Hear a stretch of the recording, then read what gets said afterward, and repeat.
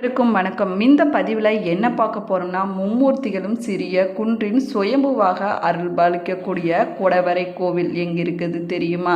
இந்த கோவிலில் சென்று எப்படி தரிசனம் செய்வது என்பதை பற்றிய சுவாரஸ்யமான தகவல்களை தெரிஞ்சுக்கலாம். வாங்க வீடியோக்குள்ளே போகலாம். வீடியோ பிடிச்சிருந்தால் லைக் பண்ணுங்கள், ஷேர் பண்ணுங்கள், கமெண்ட் பண்ணுங்கள். இன்னும் சேனலை சப்ஸ்கிரைப் பண்ணாமல் இருந்தீங்கன்னா சப்ஸ்கிரைப் பண்ணிக்கோங்க. கூடவே இருக்கிற பெல் ஐக்கானையும் கிளிக் பண்ணிக்கோங்க. வீடியோவை ஸ்கிப் பண்ணாமல் முழுசாக பாருங்கள். நீங்களும் இந்த குடவரைக்கு கோயிலுக்கு போயிருந்தீங்கன்னா மறக்காமல் கமெண்ட் பாக்ஸில் கமெண்ட் பண்ணுங்கள். வாங்க வீடியோக்குள்ளே போகலாம். திருப்பூர் மாவட்டம் உடுமலை அருகே இயற்கை எழில் சூழ்ந்த மலைச்சாரலில் அமைந்துள்ளது தான் திருமூர்த்தி மலையாகும். இந்த தலத்தில் இறைவன் குழந்தை வடிவில் அருள்பாலித்து வருவதாகவும் சொல்லப்படுகிறது. மட்டுமில்லாமல் எண்ணற்ற சித்தர்கள் தங்கள் தவ வலிமையை பெருக்கிக் கொண்டு ஆற்றல் நிறைந்த இடமாகவும் இந்த இடம் சொல்லப்படுகிறது. அதே போல இறைவன் அருள் புரியும் இத்திருத்தலத்தில் இந்த திருமூர்த்தி மலை மிகவும் சிறப்பு வாய்ந்ததாகவும் சொல்லப்படுகிறது. இந்த தலத்தில் இறைவன் குழந்தை வடிவில் அருள்பாலித்து வருவதாகவும் சொல்லப்படுகிறது. எனவே கேட்பதெல்லாம் கிடைக்கும் என்றும் சொல்லலாம். இங்கு பிரம்மா, விஷ்ணு, சிவன் ஆகிய மும்மூர்த்திகளும் சிறிய குன்றின் மீது சுயம்பு அருள்பாலித்து வருகிறார்கள் என்றும் சொல்லலாம். இது ஒரு குடவரை கோயிலாகும். குரு அம்சமாக தத்தாத்ரேயர் அவதரித்த புண்ணிய தலம் என்றும் சொல்லலாம். அது மட்டுமில்லாமல் சப்த ரிஷிகளின் முதன்மையானவராக விளங்குபவர் அர்த்த மகரிஷி ஆவார். இவரது தர்ம பத்தினியாக இருந்தவர் கற்புக்கரசி அனுசுயா தேவி ஆவார். இவர் அதித்தி முனிவருடன் சேர்ந்து தவ வாழ்க்கை மேற்கொண்ட புனித யோக புண்ணிய தலம் திருமூர்த்தி மலை என்றும் சொல்லப்படுகிறது.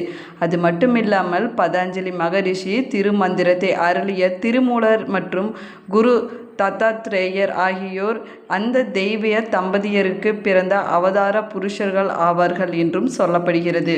மட்டுமில்லாமல் மும்மூர்த்திகளே தமக்கு குழந்தையாக பிறக்க வேண்டும் என்பது அத்ரி மகரிஷியின் விருப்பமாக இருந்தது. இவரது விருப்பத்தை நிறைவேற்றும் வகையில் இவரது மனைவி அனுசுயா தேவியின் கர்ப்பத்தின் மகிமையை உணர்ந்த உலகிற்கு எடுத்துக்காட்டாகவும் பிரம்மா, விஷ்ணு, சிவன் ஆகிய மும்மூர்த்திகளும் இங்கு தோன்றியதாகவும் சொல்லப்படுகிறது.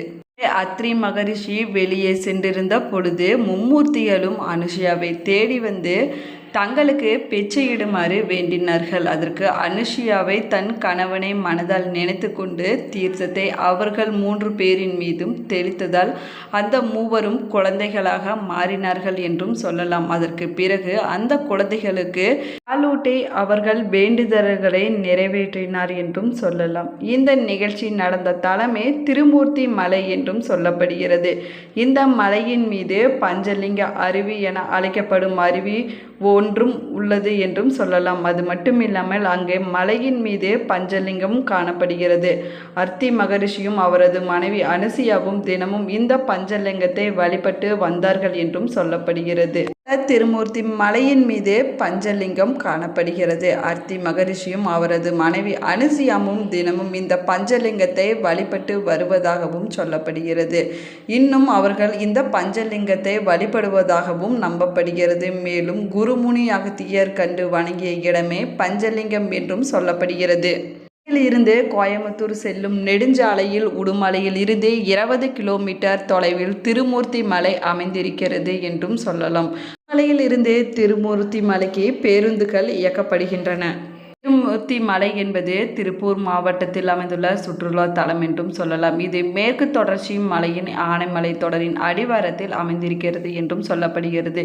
இங்கு பல மொழிகளில் திரைப்படங்கள் காட்சியாகப்பட்டுள்ளன என்றும் சொல்லலாம். அது மட்டுமில்லாமல் பரஞ்சோதியர் ஆசிரமமும் தமிழகத்தின் முதல் யோகா கல்லூரியான ஸ்ரீ பரஞ்சோதி யோகா கல்லூரியும் ஆதிரை அனுசுயா கோவில்களும் இங்கு அமைந்திருக்கின்றன. அது மட்டுமில்லாமல் அமராவதி மலையும் முதலை பண்ணையும் இதற்கு பக்கத்தில் அமைந்திருக்கின்றன என்றும் சொல்லலாம். அதே போல மூணார் வால்பாறை அருகே சுற்றுலா தலங்களும் அருகில் அமைந்திருக்கிறது என்றும் சொல்லப்படுகிறது.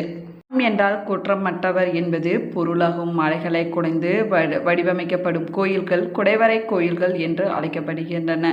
இந்த கோவிலும் சிறந்த குடைவரை கோவிலாகவும் திகழ்கிறது. அது மட்டுமில்லாமல் எல்லாம் வல்ல இறைவன் உரைகின்ற திருத்தலங்களில் இந்த திருத்தலம் மிகவும் சிறப்பு வாய்ந்ததாகவும் சொல்லப்படுகிறது. போல திருமூர்த்தி மலையில் எழுந்தருளி இருக்கக்கூடிய மூலவர் அமனலிங்கேஸ்வரர் ஆவார். இந்த மலையின் பாறைகளில் பல சமண துறவிகளின் உருவங்கள் புடைப்புச் சிற்பங்களாகவும் செதுக்கப்பட்டிருக்கின்றன என்றும் சொல்லலாம். அதே போல 19ஆம் நூற்றாண்டில் திருமூர்த்தி மலையில் அமனலிங்கேஸ்வரர் பெயரில் தனி சன்னதியும் அருகே விநாயகர் மற்றும் முருகனுக்கு என்று தனி சன்னதியும் அமைக்கப்பட்டன. அது மட்டுமில்லாமல் 3 நிலை ராஜ கோபுரங்களும் காணப்படுகின்றன. அதற்கு பிறகு இன்று சிவா காமம் முறைப்படி 3 கால பூஜைகளும் இந்த கோவிலில் நடைபெறுகின்றன என்றும் சொல்லலாம். அது மட்டுமில்லாமல் இங்கு எல்லா அமாவாசை நாட்களிலும் சிறப்பு வழிபாடுகள் செய்யப்படுகின்றன. குறிப்பாக மகா சிவராத்திரி அன்னைக்கு விடிய விடிய விசேஷ பூஜைகளும் நடைபெறுகின்றன என்றும் சொல்லலாம்.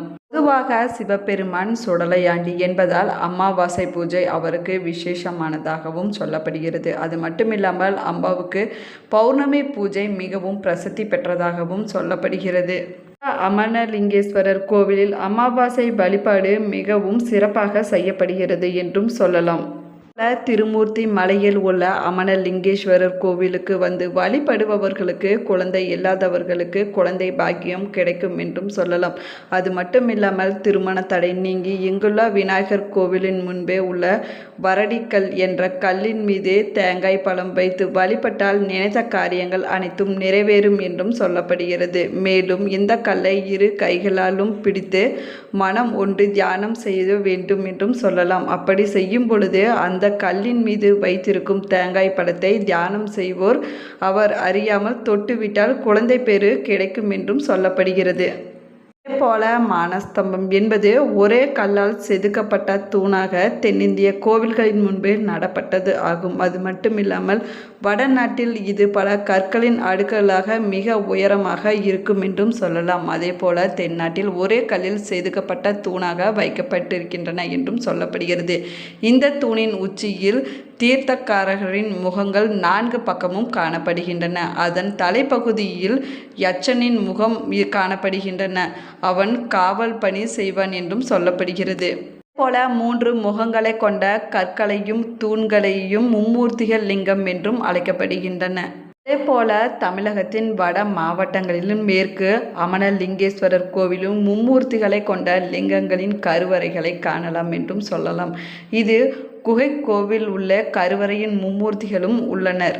அமனேஸ்வரர் கோவிலில் சிவபெருமான் தவிர அகோரர், வீரபத்திரர், வனதுர்கை, பத்ரகாளி, ஊத்துவ தாண்டவர், ராமாவதாரம், நரசிம்ம அவதாரம், விஷாலாட்சி, காசி விஸ்வநாதர், வேணுகோபாலன் போன்றோர்களின் தெய்வங்களும் இங்கு காணப்படுகின்றன என்றும் சொல்லலாம். போல மும்மூர்த்திகளும் சிறு குழந்தைகளாக 8 கால் மண்டபத்தில் விளையாடி கொண்டிருந்த பொழுது சஞ்ச மலையிலிருந்து ஒரு கல் உருண்டு வந்ததாகவும் சொல்லப்படுகிறது. அப்போது அடிவாரத்தில் இருந்த சப்த கன்னியர் 7 விரலி மஞ்சள் வைத்து உருண்டு வந்த கல்லை தடுத்து நிறுத்தியதாகவும் கூறப்படுகிறது.